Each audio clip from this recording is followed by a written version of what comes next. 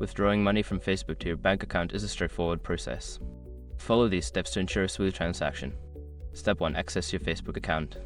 Log into your Facebook account using your credentials. Make sure you are using the account linked to your payment information. Step 2. Navigate to Facebook Pay. Click on the menu icon 3 horizontal lines in the top right corner.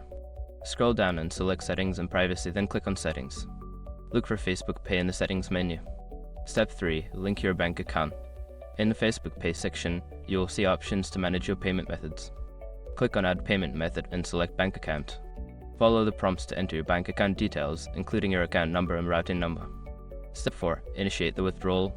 Once your bank account is linked, go back to the Facebook Pay section. Select the option to withdraw funds. Enter the amount you wish to transfer to your bank account and confirm the transaction. Step 5. Confirm and wait for processing. Review the withdrawal details and confirm the transaction. Facebook will process your request, which may take a few business days to reflect in your bank account. Keep an eye on your bank account for the deposit. By following these steps, you can successfully withdraw money from Facebook to your bank account. If you encounter any issues, consult Facebook's Help Center for further assistance.